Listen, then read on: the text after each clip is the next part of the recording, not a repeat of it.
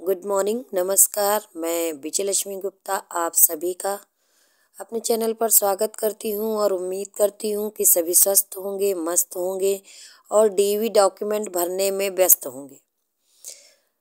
कुछ बहनों ने कमेंट बॉक्स में पूछा है कि डीवी में आयु जो भरनी है वो कब की भरनी है और आयु निकाली कैसे जाती है। तो उसके लिए मैं साक्ष्य सहित आपको दिखाऊंगी, आप स्क्रीन पर देख सकते हैं।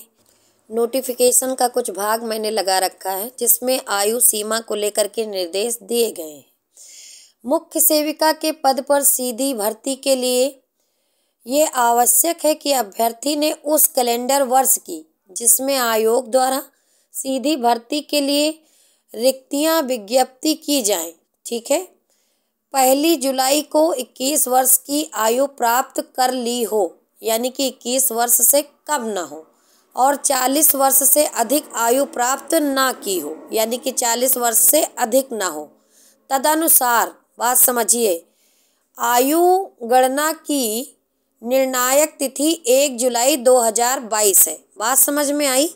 जो लोग ये पूछ रहे हैं कि आयु कब से कब तक भरी जाएगी, तो जो भी अभ्यर्थी हैं वो 1 जुलाई 2022 को आधार मान करके अपनी आयु की गणना करें और लिख दें, क्योंकि जब विज्ञापन आया और तब से लेके अब तक, विज्ञापन आया था 22 में, अब 24 खत्म हो रहा है, तो आपकी आयु जाहिर सी बात है बढ़ गई होगी।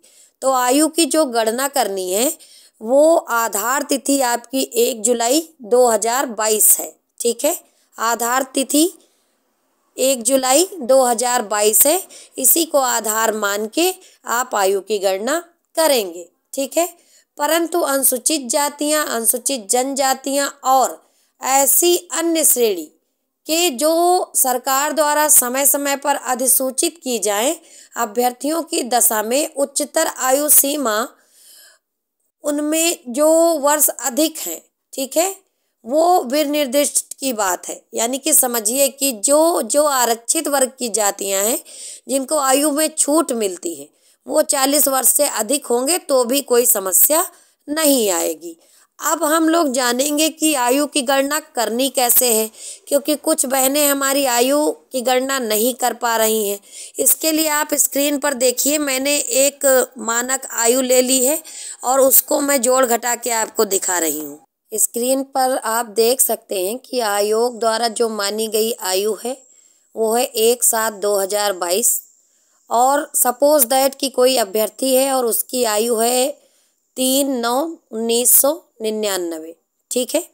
अब हम क्या करेंगे कि आयोग द्वारा जो मानी गई आयु है उसको ऊपर लिख देंगे जैसे मैंने लिखा है, और अभ्यर्थी की जो आयु है उसको उसके जस्ट नीचे क्रम से लगा के लिख देंगे, जैसे यहाँ पर स्क्रीन पर आप देख सकते हैं कि मैंने लिखा हुआ है। अब इसको घटाने का एक विशेष तरीका होता है। तरीका क्या है कि आप देखिए कि हम महीने में महीना घटाएंगे और दिन में दिन घटाएंगे और साल में साल घटाएंगे। कैसे? जो एक लिखा हुआ है 1 जुलाई, ये है क्या? दिन। 7 क्या है? महीना है 7वां, और 2022 क्या है? ये साल है। ठीक ऐसे ही नीचे तीसरा दिन है, 9वां महीना है और 1999 साल है। तो चूंकि एक छोटा है और 3 बड़ा है, यानी एक दिन छोटा है और 3 दिन बड़े हैं, इसीलिए हम क्या करेंगे कि एक महीना उधार ले लेंगे। जहाँ पर 7 महीना लिखा हुआ है वहाँ से एक महीना उधार ले लेंगे। तो एक महीना जब उधार लेंगे तो एक महीने में होते हैं 30 दिन, यहाँ पर हो जाएंगे 31 दिन, और 31 में से जब हम 3 घटाएंगे तो बचेगा 28, ठीक है। अब यहाँ पर बचे 6 महीने और नीचे है 9 महीने। 9 बड़ा होता है, 6 छोटा होता है, तो हम इधर 2022 से एक साल उधार ले लेंगे और एक साल में होते हैं 12 महीने, और यहाँ पर बचे थे 6 महीने, तो 12 और 6 18 महीने हो गए। 18 से 9 आसानी से घट जाएगा। 18 से जब 9 घटाएंगे तो 9 बच जाएगा, उसको हम नीचे 9 लिख देंगे।